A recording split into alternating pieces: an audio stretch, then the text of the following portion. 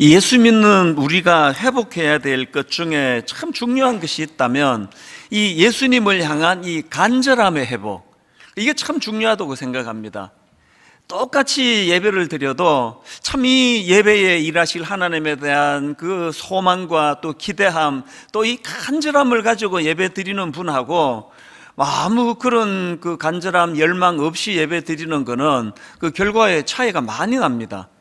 그래서 또 오래 예수 믿은 사람일수록 또 교회의 중직자들일수록 이 주님을 향한 간절함을 회복시켜 달라는 기도가 필요한데요.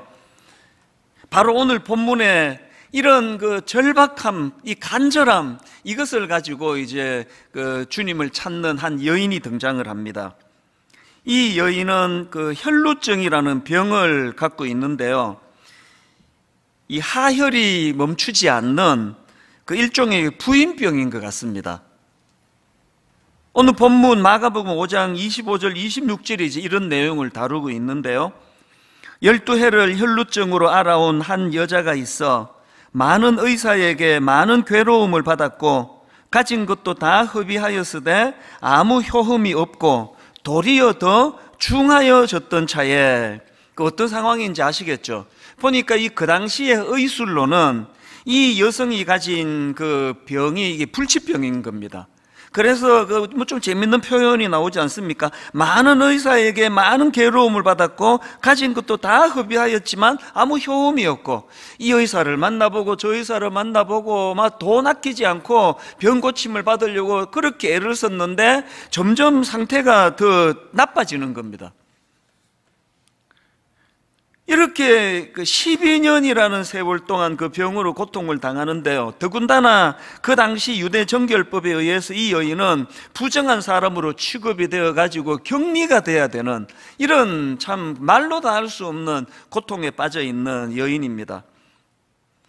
이런 아픔을 가진 여인이 이제 오늘 27절입니다. 예수의 소문을 듣고 무리 가운데 끼어 뒤로 와서 그의 옷에 손을 대니, 이렇게 12년 동안이나 병으로 고통에 빠져있던 이 여인이 예수님의 옷자락을 만져 고침을 받았다, 이런 간단한 내용입니다. 그래서 이제 이 고침받은 여인에 대해서 좀 살펴보려고 하는데요. 먼저 살펴볼 그 포인트 한 가지, 아주 중요한 포인트 한 가지를 다루고 넘어가려고 하는데요. 자, 24절을 보십시오. 이에 그와 함께 가실새 큰 무리가 따라가며 애워싸 밀더라. 세 번역으로 보니까 큰 무리가 뒤따라오면서 예수를 밀어댔다. 그러니까요, 지금 이 혈루증을 앓던 이 여인만 예수님 옷자락을 만진 게 아니고요, 많은 군중들이 밀고 당기고 하면서 많은 군중들이 예수님 옷자락에 손을 대고 예수님을 밀치고 그런 상황입니다. 근데 제가 짚고 넘어가고자 하는 포인트가 뭐냐면은, 아니 그렇게 수많은 사람들이 예수님의 몸에 손을 댔는데 어떻게 고침받은 여인, 기적을 경험한 여인은 이 여자 한 사람인가? 이게 왜 중요합니까? 오늘도 많은 분들이 주님의 옷자락을 잡는 심정으로 예배를 드리러 오는 거 아닙니까? 그런데 어떤 분들은 너무나 이 고침받은 여인처럼 예배 한번 잘 드리면 인생이 바뀌거든요. 예배 한번 잘 드리면은 그 마음의 병이 다 치료가 되는 거거든요. 이런 일들이 거의 매주일마다, 그래서 한때 막 건의가 계속 들어왔습니다. 우리 화장실에다가 좀 두루마리 그 휴지 말고 크리넥스를 좀 비치해달라. 예배가 끝나면은 막 너무 많이 우시는 분이 있어가지고 막 그런 건의가 들어올 정도였거든요.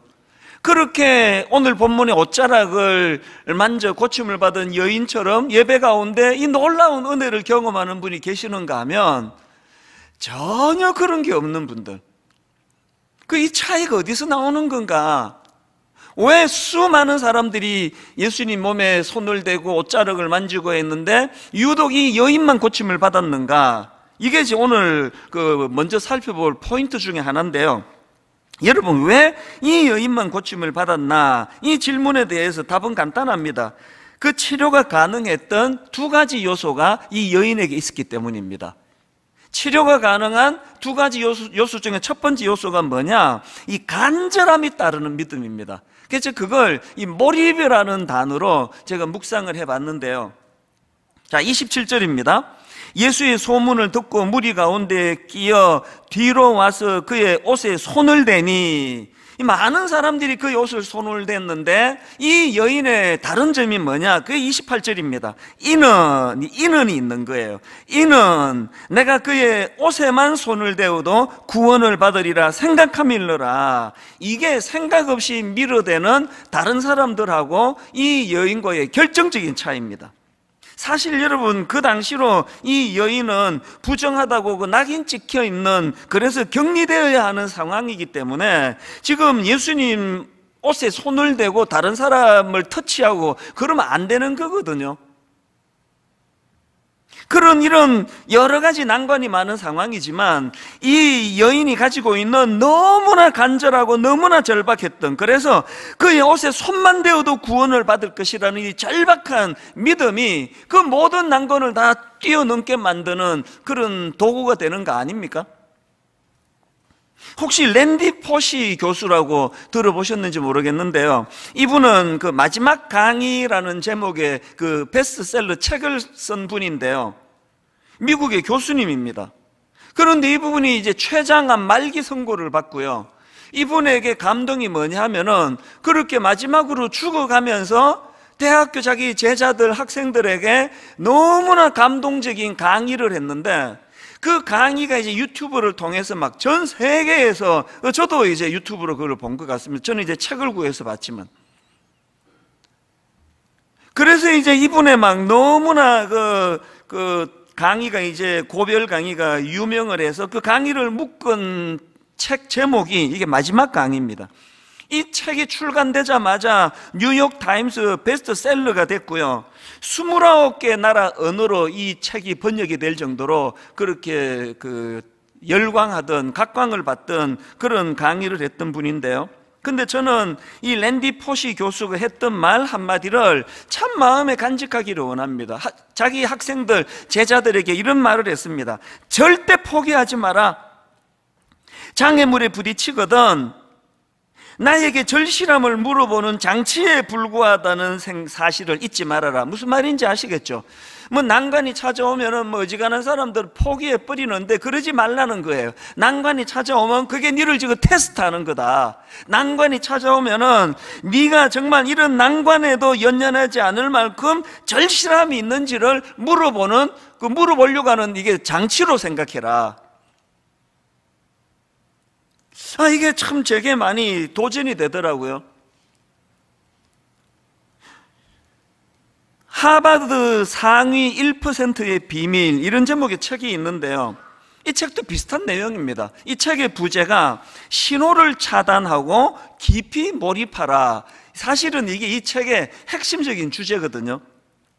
그러니까 하버드에서 찾은 가장 강력한 성공 공식이 그 블락 앤 딥이에요. 블락 앤 딥, 우리말로 하면은 차단과 깊은 몰입. 제가 그 책의 주제들을 보면서 이건 영적으로도 이게 또 같은 그 원리인데, 그런 생각을 하는 겁니다. 여러분, 영적으로 성숙해지려면요, 블락 앤 딥, 이걸 잘해야 돼요. 뭘 블락해야 됩니까? 뭘 차단해야 됩니까? 주님과의 깊은 교제를 방해하는 혼미한 것들을 차단해야 돼요. 음란한 거, 악한 거, 패역한 거, 뭐 이런 건 아니라도요.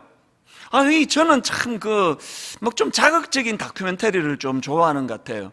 그래서 뭐 금요일날 하는 다큐멘터리 뭐 궁금한 이야기인가 뭐 그런 거, 또 뭐 그것이 알고 싶다, 또 무슨 MBC 무슨 탐사 뭐 이런 것들을 제가 즐겨 보거든요. 그러다가 요새 이제 끊어야 되겠다고 제가 작정을 했는데요, 아직 못 끊고 있습니다.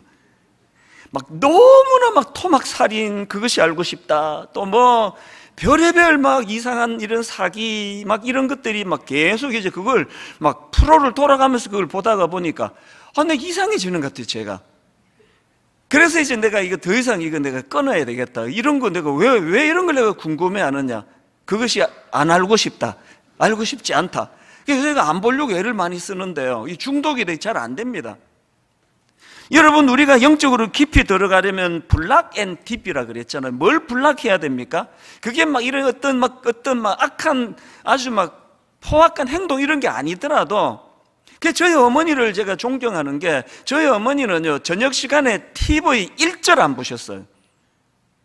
왜 텔레비 재밌는 연속극 안 보세요? 그러면요, 늘 하시는 말씀이, 내가 왜 잠들기 전에 저런 귀신 씨나락 까먹는 저런 거 보고 자면서 왜 그 영향을 내가 받아야 되느냐고. 말씀 묵상하고 말씀 암송하고 그렇게 하고 잠자리에 들어가시는 거, 이게 바로 불락의 정신이라는 걸 제가 나이 들어서 내가 알게 된 거거든요. 여러분, 영적으로 깊이 가기 위하여 이 세상의 악한 것들, 혼란한 것들, 이런 것들을 여러분 차단하려고 애쓰고 계십니까? 음란한 것들이 괴롭히면요, 그냥 막 인터넷을 끊어버리세요. 불락해야 돼요. 그런가 하면은 불락만 하는 것이 아니라 불락 앤 딥, 이 딥이 뭡니까? 깊이 몰입하라는 겁니다. 여러분, 우리가 이 악한 세상을 다 차단시키고 어디에 몰입을 해야 됩니까? 무엇에 몰입해야 됩니까? 히브리서 3장 1절이요. 그러므로 함께 하늘의 부르심을 받은 거룩한 형제들아, 우리가 믿는 도리의 사도시며 대제사장이신 예수를 깊이 생각하라. 뭘 깊이 몰입해야 된다고요? 히브리서 12장 2절, 믿음의 주여 또 온전하게 하시는 이인 예수를 바라보자. 기왕에 우리가 신앙생활 하는데, 여러분, 그냥 막 군중들이, 수많은 군중들이 예수님 몸에 손을 대고 밀치고 해도 아무런 일도 일어나지 않는 이런 신앙생활이 아니라, 12년 혈루병으로 고통하던 이 여인이 간절함을 가지고, 깊은 몰입을 가지고, 의도를 가지고 주님 옷자락에 손을 댔을 때 12년 동안의 그 끔찍한 자기를 괴롭히던 혈루병이 떠나가는 이런 아름다운 일들을 좀 경험하면서 예수 믿으면 좋지 않습니까? 저는 전화기를 발명했던 알렉산더 벨이 했던 말이 있는데요, 이런 말을 했습니다. 초점을 맞추기 전까지 햇빛은 아무것도 태우지 못한다. 이게 얼마나 의미 있는 이야기입니까? 이 태양이 어마어마한 열을 가지고 있고 어마어마한 빛을 가지고 있지만, 그러나 여러분, 초점을 맞추기 전까지 햇빛은 아무것도 태우지 못한다는 거 아닙니까? 어릴 때 무슨 렌즈를 가지고 볏짚 같은 거 태웠던 기억이 저도 있거든요. 신앙생활도 마찬가지입니다.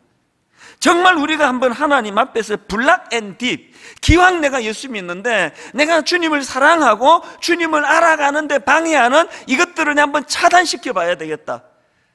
그것이 알고 싶다. 더 이상 안 보도록 저를 위해 기도해 주세요. 음란한 거, 음란 사이트 이런 거 참을 수준은 아니고요. 젊을 때는 또 그런 것과의 싸움이 필요하겠죠. 그래서 불락 앤 딥, 이것들을 차단하고 깊이 몰입하는데, 믿음의 주여 온전하게 하시는 이 예수를 바라보자. 그래서 제가 이 설교를 준비하면서 이런저런 자료를 찾다 보니까요, 저 같은 설교자들한테 하는 메시지에 있는 글을 제가 봤는데요, 설교학 교수님인 권호 교수님입니다. 이 권호 교수님의 인터뷰에 질문이 이랬습니다. 변화를 이끄는 설교가 되기 위해서는 어떤 노력을 해야 됩니까? 우리 같은 목사들이 늘 관심을 갖는 질문이겠죠? 변화를 이끄는 설교가 되기 위해 어떤 노력을 해야 됩니까? 그랬더니 그 설교학 교수님이 이런 답을 적어 놓은 걸 봤습니다. 본문 몰입과 깊은 영성을 강조하고 싶습니다. 본문 몰입과 깊은 영성을 강조하고 싶습니다. 무엇보다 본문에 완전히 몰입해야 합니다. 적어도 하루에 2-3시간씩 말씀에 몰입해야 합니다. 설교자가 본문에 몰입하지 않으면 절대 청중을 몰입시킬 수 없습니다. 너무나 동의가 돼요. 한 주 동안 제가 이 본문 말씀을 어느 정도 깊이 몰입하며 어느 정도, 그래서 화장실 갈 때도 본문 프린트한 걸 들고 가고, 잠자리에 들어가면서도 일어나자마자 제일 먼저 하나님의 말씀을 묵상하는 깊은 몰입이 있을 때 성도님들이 그 말씀의 은혜를 받는 거 아닙니까? 저는 종종 이 찬양이요, 전능하신 나의 주 하나님은 능치 못하실 일 전혀 없네. 제일 먼저 선포가 이거 아닙니까? 전능하신 나의 주 하나님은 능치 못하실 일이 없는 분임을 나는 믿습니다. 그런데 여러분, 그 수많은 군중들처럼 주님 몸을 만지고 밀치고 하는데도 이런 능력을 경험하지 못하는 거, 그리고 유독 12의 혈루증을 앓던 이 여인만이 그 주님의 옷자락을 만지면서 그분의 능력을 경험할 수 있었던 결정적인 차이, 그게 이 찬양 후렴에 있잖아요. 주의 말씀 의지하여 깊은 곳에 금을 던져 오늘 그가 놀라운 일을 이루시는 것 보라. 주의 말씀 의지하여 믿음으로 금을 던져 믿는 자에게 능치 못함 없네. 두 가지 조건이 있네요. 주의 말씀을 의지하여 어디로요? 깊은 곳에 금을 던져. 주의 말씀을 의지하여 무엇으로요? 믿음으로 금을 던져. 옛날 우리가 부르던 그 찬송가, 참 종종 제가 그게 떠올려져요. 왜 너 인생은 언제나 거기서, 그 다음 가사를 제가 까먹었습니다. 하여튼 왜 찰싹거리는 그 깊은 데 들어가지 못하느냐, 이거를 이제 그 다루는 찬양인데요. 왜 너, 까먹었어요. 하여튼 그 찬양을 제가 떠올리면요, 우리 어린 그 청소년 아이들이 이제 우리 바닷가 놀러가 해수욕 가자 그래가지고는 그냥 그 파도 이렇게 요 출렁출렁거리는데 발 하나 담그고 있다가 파도가 밀려면 그리고 도망가고, 이거 몇 번 하고는 해수욕 다녀왔대요. 우리 신앙생활이 그런 거 아닙니까? 발 하나 세상에, 발 하나 주님의 성령의 은혜에 물에 담궈 놓고 그 찰싹찰싹 거리는데 그 무릎까지도 안 오는 그 물 경험하고 해수욕 다녀왔다는 거랑 같은 신앙생활이면 곤란한 거 아닙니까? 그래서 주의 말씀 의지하여 깊은 곳에 금을 던져. 저는 이 깊이의 문제에 있어서 날마다 고심하고 날마다 괴로운 사람이에요. 이렇게 주일 예배가 다 끝나고 월요일 새벽이 되면 마음이 흔쾌할 때보다 마음이 괴롭고 답답할 때가 훨씬 더 많습니다. 아니, 하나님의 말씀은 심령 골수를 찔러 쪼개게 하자는 깊고도 깊은 말씀이라 그러는데 12년 혈루병을 앓고 있는 그 여인을 단번에 치료해 주시는 능력의 기록이 이게 성경에 담겨 있는데 왜 나는 설교가 이렇게 얕은가? 왜 설교가 좀 더 능력으로 나타나지를 못하는가? 주의 말씀 의지하여 깊은 곳에 금을 던져, 주의 말씀 의지하여 믿음으로 금을 던져. 이런저런 어려움을 안고 살아가는 저와 여러분이 이 말씀의 능력으로 그것을 극복해내고 치유함을 받고, 왜 이런 일이 잘 일어나지 않는가? 여러분, 제가 그런 문제로 괴로워하고 고민할 때 말씀을 듣는 성도님들은 무엇으로 괴로워해야 됩니까? 하나님, 저도 저 말씀을 의지하여 깊은 곳에 금을 던지기를 원합니다. 저희가 매 가을마다 특별 새벽 부흥회를 가지면요, 거기에 특별한 사연을 가지신 분, 특별한 열심을 가지신 분들이 여러 분 나오세요. 막 부산에서 차를 몰고 오셔가지고 밤 꼬박 새고, 그리고는 2시쯤 와가지고 새벽 1시, 2시에 와서 닫혀있는 학교 정문 앞에서 밤을 새면서 기다리는 분이 계시고요. 그 강북 어디에서 어떤 자매는 여기에 무슨 찜질방에서 그렇게 시간을 보내고, 너무 빨리 이 새벽 부흥회가 시작되기를 바라는 마음으로 일찍 와서 문 앞에 기다리고, 이런 분들이 꼭 여러 분 나타나거든요. 오늘 혈루증 앓고 있던 이 여인이 그런 상태예요. 정말 몰입하고 한번 몰두하고 한번 은혜 받아야 되겠다는 그런 절박한 마음을 가지고 옷자락을 잡을 때 거기에 능력이 나타난 줄로 믿으시기를 바랍니다. 이게 12회 혈루증 앓던 여인이 그 고침받을 수 있었던 첫 번째 요소고요. 그런가 하면은 두 번째, 이 여인의 병이 치료될 수 있었던 두 번째가 있는 요소가 있는데, 행동이 따르는 믿음입니다. 27절 28절입니다. 예수의 소문을 듣고 무리 가운데 끼어 뒤로 와서 그의 옷에 손을 대니 그의 옷에 손을 대니 많은 군중들은 여기까지밖에 없는데요, 이 여인은 그 다음 28절이 있습니다. 이는 내가 그의 옷에만 손을 대어도 구원을 받으리라 생각함일러라. 그는 먼저 생각을 했고 깊이 몰입했고, 그리고는 그 깊이 몰입한 생각을 행동으로 옮겼다는 겁니다. 여러분, 이날 이 여인이요, 야, 저 예수님 옷자락만 만져도 병 나을 거라 난 믿는다. 그리고는 안 만졌다고 치자고요. 병 고침 못 받는 거 아닙니까? 정말 말씀을 깊이 묵상하고 살펴보고 하지 않는 풍토도 개탄스럽지만, 말씀을 깊이 묵상하고 막 다락방 모임하면은 막 항상 그 깊이 있는 말씀을 묵상을 잘 나누는데도 불구하고 그것이 행함으로 연결되지 않는 많은 경우를 보는데, 그게 마음이 아프다는 거 아닙니까? 여러분, 주님의 주옥 같은 산상수훈이요, 맨 마지막에 이렇게 말씀을 끝냅니다. 마태복음 7장 24절. 그러므로 누구든지 나의 이 말을 듣고, 그 다음 보세요, 행하는 자는 그 집을 반석 위에 지은 지혜로운 사람 같으리니. 그런가 하면 반대로 26절. 나의 이 말을 듣고 행하지 아니하는 자는 그 집을 모래 위에 지은 어리석은 사람 같으리니. 여러분, 그 주옥 같은 하나님의 말씀이 선포된 이후에 맨 마지막 이 말씀을 주시는 주님의 의도가 뭡니까? 여러분, 그 모래 위에 지은 집처럼 한순간에 몰락해버리는 그런 비참한 인간이 되지 않기를 위해서는 말씀이 들려야 돼요. 그리고 그 들려진 말씀에 순종하며 행하는 자가 돼야 된다는 거거든요. 2000년의 세월이 지난 오늘 이 시대도요, 주님이 찾으시는 분은 한결같이 이런 사람입니다. 오늘 본문의 32절, 예수께서 그 일 행한 여자를 보려고 둘러보시니. 예수께서 이 일 행한 여자를 보려고 둘러보시니. 지금 뭐 다 마스크 쓰고 계시고 그래서 인간인 저의 눈으로는 뭐 눈에 띄는 독특한 분이 아무도 안 계세요. 그러나 이 시간에도 주님은요, 이 수많은, 그리고 지금 그 화면으로 예배를 드리는, 가정에서 예배를 드리는 막 수많은 분들에게 유난히 주목하는 분이 계세요.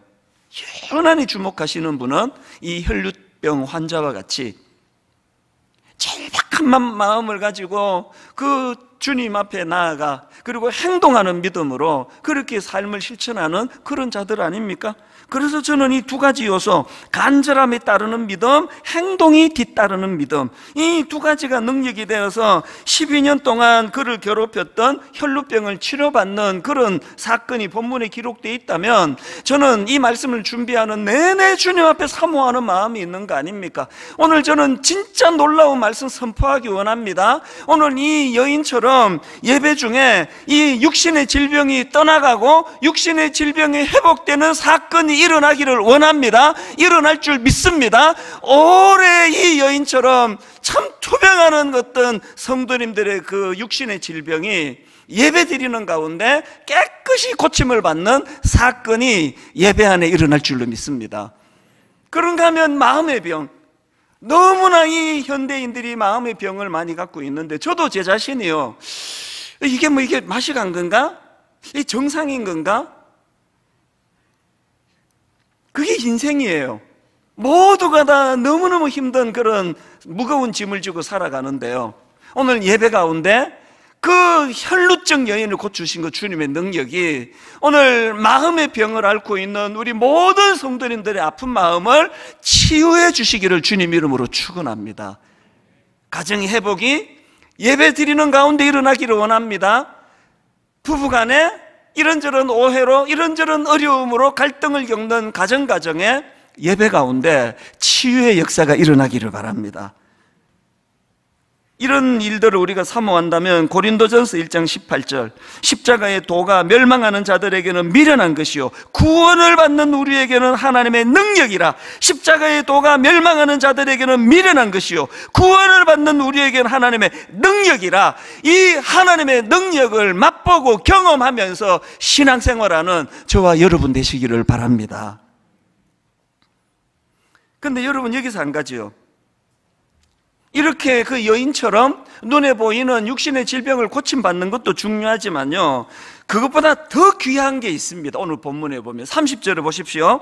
예수께서 그 능력이 자기에게서 나간 줄을 곧 스스로 아시고 무리 가운데서 돌이켜 말씀하시되 누가 내 옷에 손을 대었느냐 하시니, 주님 다 하시잖아요. 전지전능하신 주님이, 주님 다 하신다고요. 그런데 왜 이런 질문을 거기다가 공개적으로 선포하시겠습니까?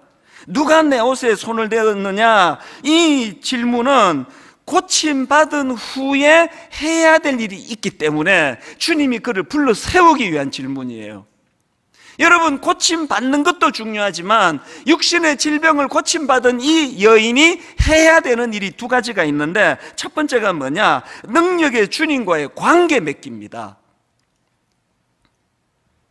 주님이 누가 내 옷에 손을 대었느냐 그랬더니 그 여인이 부들부들 떨면서 무릎을 꿇습니다. 이거는요, 그 경외라는 건 이 육신의 질병을 단번에 고쳐주시는 놀라우신 메시아 주님의 능력을 경험했기 때문에 오는 그 두려움이 경외감입니다. 그렇게 부들부들 떨며 주님 앞에 그 여인이 무릎을 꿇습니다. 33절, 여자가 자기에게 이루어진 일을 알고 두려워하여 떨며 와서 그 앞에 엎드려 모든 사실을 여쭈니, 그랬더니 34절이 핵심입니다. 예수께서 이르시되 따라, 예수께서 이르시되 따라, 내 믿음이 너를 구원하였으니 평안히 가라. 여인이여가 아니에요, 따라예요. 딸이라고 불러주시는 거 관계 회복을 의미하는 거 아닙니까? 여러분, 병 고쳐주시는 거하고 관계가 회복이 돼서 딸이라고 부르는 건 다른 차원 아닙니까? 저도 병원을 여러 번 가서 또 맹장염 수술도 예전에 어릴 때 맹장염 수술도 하고 했지만요, 그 맹장염 수술을 너무너무 잘해 주셔가지고 병이 깨끗하게 나은 거하고 그 의사랑 제가 관계를 맺는 건 다른 이야기예요. 죄송하지만 그 의사 선생님 성함도 기억이 안 나요. 관계가 없기 때문이에요. 오늘 주님이 진짜 원하시는 건 우리가 가진 어떤 육신적인 문제를 해결하는 그것은 도구에 불과하고, 그것을 매개로 해서 딸아, 아들아 이렇게 부르실 수 있도록 관계를 회복하시는 거예요. 요한복음 14장 4절도 마찬가지 아닙니까? 내 안에 거하라, 나도 너희 안에 거하리라. 가지가 포도나무에 붙어 있지 아니하면 스스로 열매를 맺을 수 없음같이 너희도 내 안에 있지 아니하면 그러하리라. 그리고는 5절이요, 나는 포도나무요 너희는 가지라. 그가 내 안에, 내가 그 안에 거하면 사람이 열매를 많이 맺나니 나를 떠나서는 너희가 아무것도 할 수 없습니다. 이 관계 맺음의 문제고, 주님과의 관계 맺음이 이루어지면 능력자 되시는 그분의 능력이 우리 삶 속에서 역사한다는 거예요. 저는 이 나를 떠나서는 너희가 아무것도 할 수 없습니다, 이 말씀을 묵상하다가 예전에 들었던 인터넷 강의가 제가 생각이 났는데, 어느 교수님이 한 강의예요. 이 교수님이 이제 뭘 주장하느냐, 우리나라가 일본의 나라를 빼앗기는 그 불행한 역사를 갖고 있지 않습니까? 그런데 놀랍게도 또 불행하게도요, 우리나라가 일본에게 나라를 빼앗기는 과정에서 한 번도 제대로 된 전쟁을 벌이지도 못하고 나라를 빼앗겼다는 겁니다. 그 왜 그러느냐? 무기가 비교가 되지 않는다는 거예요. 그 당시 일본군의 주력 무기가 무라타 소총이라는 건데요, 영국에서 개발된 스나이드 소총을 일본 군인들이 사용하기에 더 적합하도록 개량을 해가지고 이 총을 만들었는데, 이 무라타 소총이 무서운 게 유효 사거리가 800m가 돼요. 그리고 1분에 15발까지 발사할 수 있는 총이었는데, 여기에 반해 조선 군인들이 가지고 있던 총이 화성총인데요, 유효 사거리가 120m예요. 임진왜란 때 썼던 거 거의 개량이 안 되고 그걸 썼답니다. 이 전쟁이 되겠습니까? 적은 800m 유효 사거리로 총을 쏘아야 되는데, 그리고 이 화성총은 그 화약을 사용하는데 이걸 장전하려면 일어서서 해야 된다는 거예요.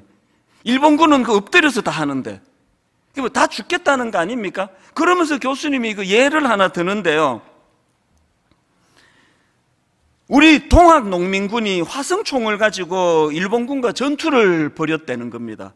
그랬는데 일본군 군사 기록에 의하면은 그 전투에서 동학군 3만 명이 살해를 당했다는 겁니다. 일본군에 의해서 3만 명이 죽었는데, 여러분 우리 편 3만 명이 죽을 때 일본군 몇 명이 죽었는지 아십니까? 일본 기록에 의하면은 일본군 1명이 죽었대요. 어떤 기록에 2명이 죽었다는 기록도 있답니다. 이게 우리 군인이 왜소하고 힘이 없고 뭐 싸움을 못해서 그런 게 아니고요, 무기의 차이 아닙니까? 저는 그 강의를 들으면서 뭐 이게 뭐 목사의 직업병이기는 해요. 이게 영적으로도 지금 그런 거 아닌가? 오늘 여러분 우리가 만든 그 화승총을 가지고 싸우는데요, 유효 사거리가 120m 밖에 안 가요. 그런데 원수 마귀가 지금 우리를 공격해 대는 거는 놀랍게도 무라타 소총 800m까지 날아가요. 그래서 지금 뭐 다 무너지고 있는 거 아닙니까? 한국 교회를 보면은 너무 비참한 상태에 빠진 거 아닙니까? 이거 왜 자꾸 이런 비참한 일들이 벌어지느냐? 이게 지금 우리 조선동학 농민군이 가지고 있던 그 유효 사거리 120m 가는 화승총 들고 지금 싸우겠다는데, 이래갖고는요 100점 100패입니다. 이게 지금 요한복음 15장 5절에서 너희가 나를 떠나서는 아무것도 할 수 없음이라, 이제 네가 만든 총 내려놓고 성령의 검으로 무장해야 된다. 에베소서 6장 12절, 마귀의 간계를 능히 대적하기 위하여 하나님의 전신갑주를 입어라. 17절, 구원의 투구와 성령의 검 곧 하나님의 말씀을 가지라. 18절, 모든 기도와 간구를 하되 항상 성령 안에서 기도하고.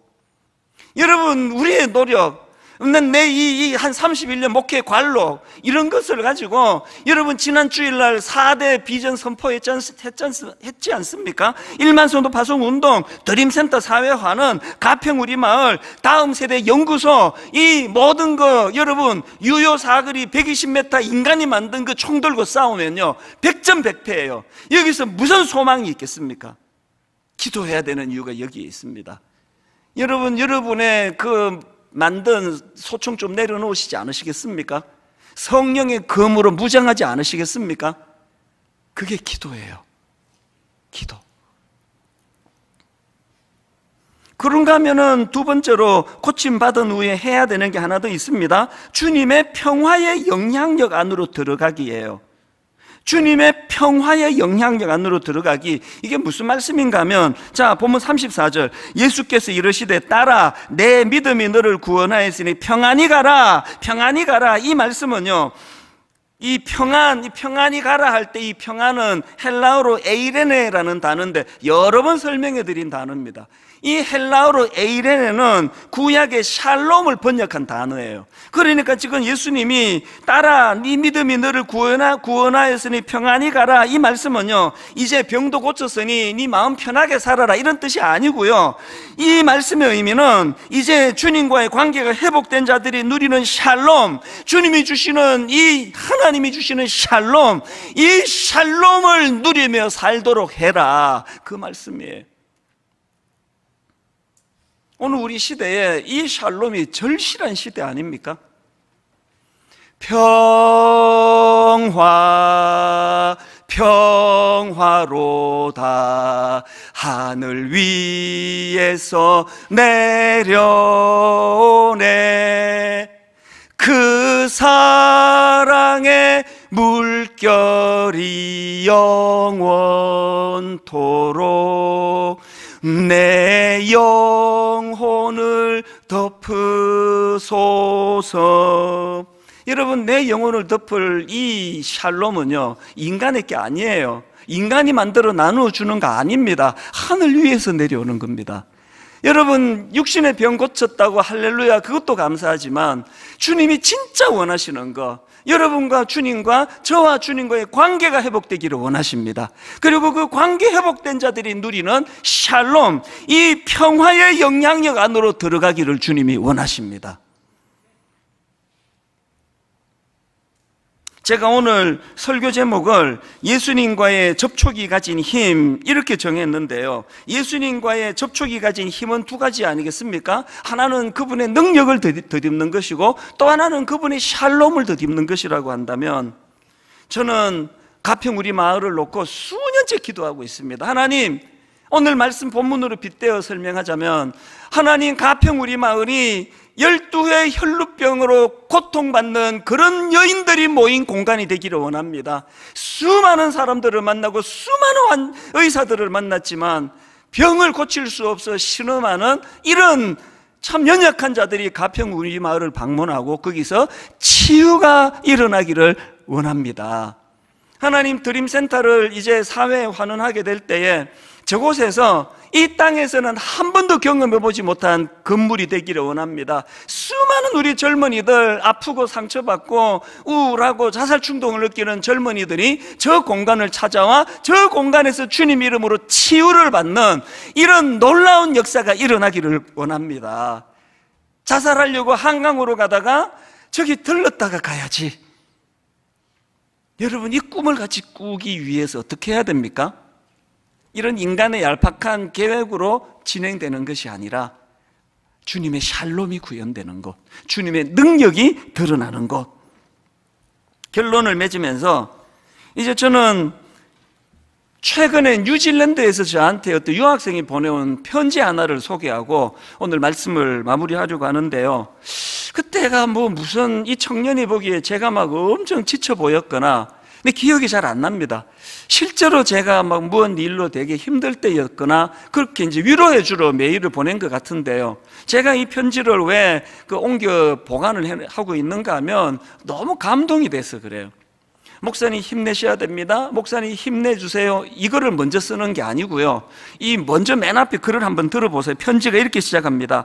저는 뉴질랜드의 오타고 대학을 다니고 있는 1학년 김리석입니다. 올해 초에 목사님 설교를 통해 들었던 올해의 3가지 목표, 예수님을 기억하고 묵상하고 예수님의 영향력 안에 거하고 예수님을 닮아가기, 이 3가지를 붙들며 여기 뉴질랜드 대학에서의 치열한 1학년을 지내고 있습니다. 대학에 들어온 후에 마주하게 되는 음란하고 타락한 세상의 문화와 대중 흐름에 흔들리지 않도록 매일 새벽마다 기숙사에서 제 형과 함께 모여 기도하며 예수님께 은혜를 구하며 하루를 시작합니다. 그럴 때마다 참 신기하게 주님께서 하루를 살아갈 수 있는 힘을 주시고 지혜를 주시는 것을 체험하며 참 감사한 하루하루를 보냅니다. 목사님께서 전해주시는 말씀을 통해 은혜 받고 때로는 눈물로 기도하며 회개하고 참으로 감사가 넘쳐 기쁜 한 주를 보냅니다. 그러면서 이제 제 설교를 통해서 어떤 은혜를 받는지를 쭉 설명을 하고는, 그리고 이제 맨 뒷부분에 목사님을 위해 기도합니다. 항상 말씀으로 승리하시기를, 그리고 평안하시기를 예수님의 이름으로 축복합니다. 목사님을 응원하는 김리석 올림. 제가 이 편지를 받고 감동을 받았던 게요, 대학교 1학년 2001년생입니까? 2002년생입니까? 이 어린 대학교 1학년 청년이 저를 위로해 주려고 편지를 보내주는데, 인간의 말로 목사님 화이팅 힘내세요가 아니에요. 목사님의 말씀을 통해 뉴질랜드에 있는 저도 목사님이 말씀의 통로가 돼요. 그 말씀으로 내가 힘을 얻고 살아가는데 목사님 힘내셔야 되는 거 아닙니까? 목사님 응원하는 많은 성도도 있으니까 목사님 꼭 힘내셔 주시기를 바랍니다. 이게 너무 감동이 되는 거예요. 한국교회가 위기를 만났다느니 어려움에 빠졌다느니 하지만 이런 소망 있는 젊은이들이 지금도 일어나고 있기 때문에 저는 여기에 희망이 있다고 생각을 합니다. 인간의 말로 하는 위로도 중요하지만 힘을 내야 되는 명분, 살아야 할 이유, 그리고 하나님을 끊임없이 우리가 주님을 접촉하면서 그분의 능력을 공급받아야 될 이유, 그분의 샬롬으로 덧입어야 될 이유, 평화로다 하늘 위에서 내려오네. 인간의 어떤 공격으로, 인간의 어떤 얄팍한 공격으로 무너질 수 없는 이 샬롬을 붙잡고 사명을 감당하는 저와 여러분 되시기를 바랍니다. 오늘 이제 창립 19주년 헌금을 드리는데요, 가평 우리 마을과 4가지 비전을 위해 이 헌금을 쓸 텐데요, 저는 꿈꾸며 기도합니다. 하나님, 오늘 드려지는 이 헌금이 500여의 기적을 만들어낸 어린아이의 도시락이 되기 원합니다. 참 각각 하나님 앞에 작은 정성을 드릴 때 아버지, 이 헌금으로 생명이 살아나고 젊은이들이 꿈을 회복하고 가평 우리 마을에서 참 신음하는 사람들이 그곳에서 치유가 일어나는 역사가 일어나기를 원합니다. 같이 기도하고 이 헌금을 우리 하나님께 같이 드리기를 원합니다. 하나님 아버지, 말씀을 전하는 저부터가 고민이 많은 이 혈루증 환자 같은 상태입니다. 우리 많은 성도님들이 그 여인이 그랬던 것처럼 이 의사를 찾아가고 저 의사에게 도움을 구해도 근원적으로 병이 낫지 않아 많은 근심을 가지고 오늘 이 자리에 모였다 할 때에 하나님이 예배가 사건이 되게 해주셔서 치유의 역사가 일어나게 하여 주시옵소서. 하나님, 우리가 창리 19주년 감사해서 하나님께 헌금을 드리는데 이 헌금이 아버지 5,000명을 먹이고도 남는 오병이어 기적의 도구가 된 어린아이의 도시락이 되게 하여 주시옵소서. 우리들의 삶이 5,000명을 먹이고도 남는 참 이 시대와 민족과 다음 세대를 섬기는 하나님의 능력으로 덧입는 주님의 자녀들 되게 하여 주시옵소서. 그렇게 인도해 주시는 주님께 감사드리옵고 예수님 이름으로 기도드립니다. 아멘. 오늘 이 찬양으로 설교가 잘 정리가 된다고 저는 믿거든요. 이제 우리 하나님 앞에 준비한 헌금을 드리시면서 수많은 무리들 줄지어 그분을 보기 위해 따르네, 우리 가사를 생각하시면서 이 찬양 같이 드리도록 하겠습니다. 불러드리겠습니다. 수많은 무리들 줄지어 그분을 보기 위해 따르네. 육안으로 보기에 평범한 목수이신 그분 앞에 영안을 열고 모든 무릎이 꿇어 경배하네. 얼마나 많은 문제를 안고 있습니까? 모든 문제들 하나하나, 심지어 죽음까지도 힘을 잃고 생명의 근원 되신 예수 이름 앞에 모든 권세들 굴복하네. 여러분, 우리가 입술을 벌려 그 주님을 찬양하기 원합니다. 예수 이름 높이세. 능력의 그 이름, 예수 이름 높이세. 구원의 그 이름, 예수 이름을 부르는 자, 예수 이름을 믿는 자,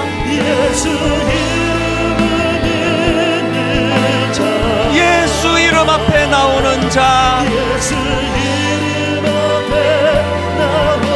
복이 있도다.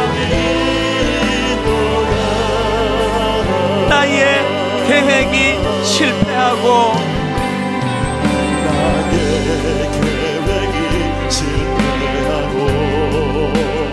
나의 소망이 끊어질 때 오늘 본문의 그 혈루증 여인처럼 삶의 주관자 되신 그분 앞에 나의 무릎을 꿇어 경배하네. 나의 삶을 그분께 맡길 때 비로소 나의 마음 평안해. 여러분, 이렇게 한번 힘있게 선포하지 않으시겠습니까? 구원의 반석 되신 예수의 이름은 소리 높여 찬송하네. 오늘 이 시간 찬양 가운데 치유의 역사가 일어나기 원합니다. 예수 이름 높이세. 능력의 그 이름, 예수 이름 높이세. 구원의 그 이름, 예수 이름을 부르는 자, 예수 이름을 믿는 자, 예수 이름 앞에 나오는 자, 복이 있도다. 우리 다 자리에서 일어나셔서 예수 이름 높이세.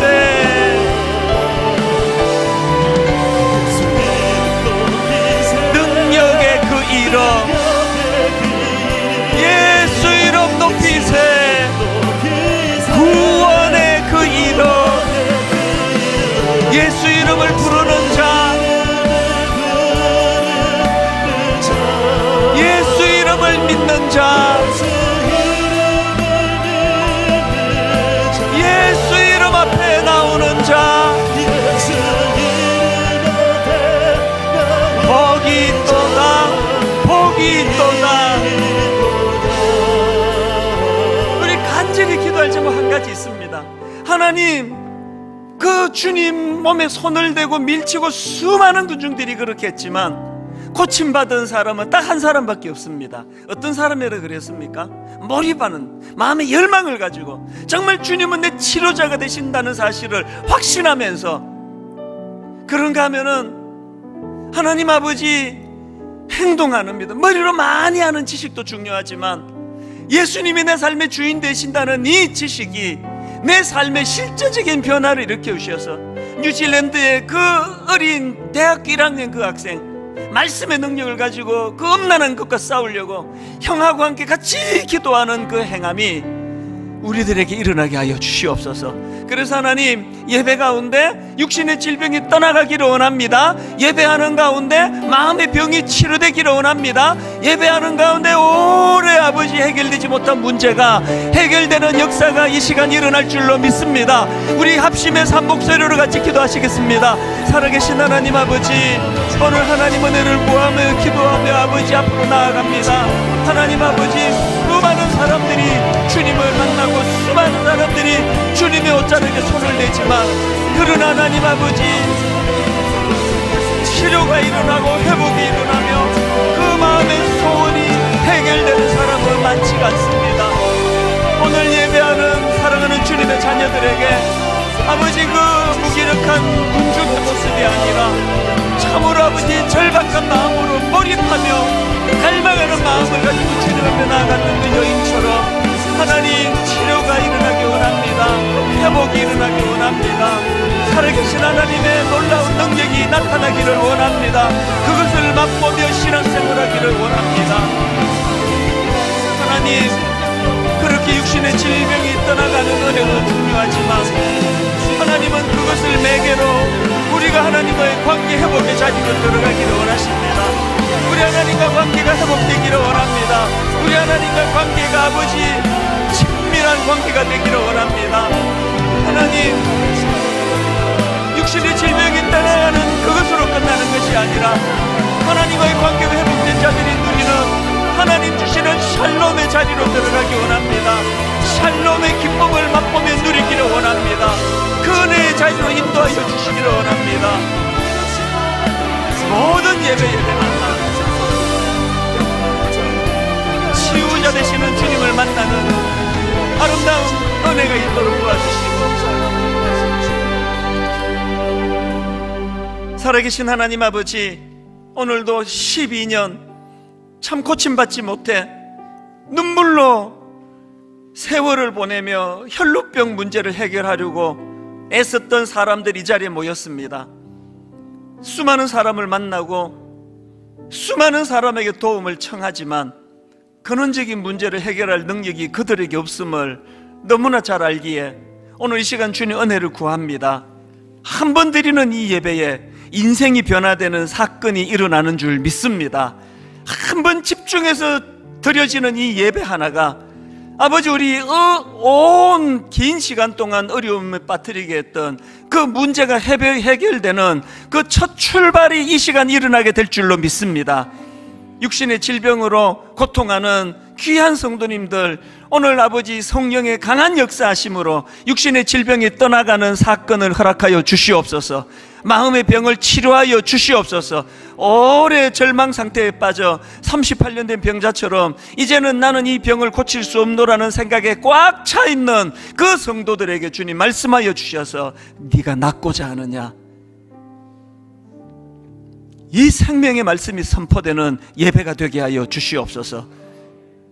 육신의 질병이 고침받는 것으로 끝나지 아니하고 그 능력자 되시는 주님과의 관계가 회복됨으로 말미암아 그동안 내가 만든 유효사거리 120m 그 소총을 들고 원수막이 800m 유효사거리로 쏘아대는 그 앞에 무기력했던 우리의 삶을 주님 앞에 고백하고, 이제 내가 만든 그까지 무기 다 내려놓고 성령의 검으로 무장하기를 결단하오니 성령의 검으로 무장한 주님의 자녀들 되도록 인도하여 주시옵소서.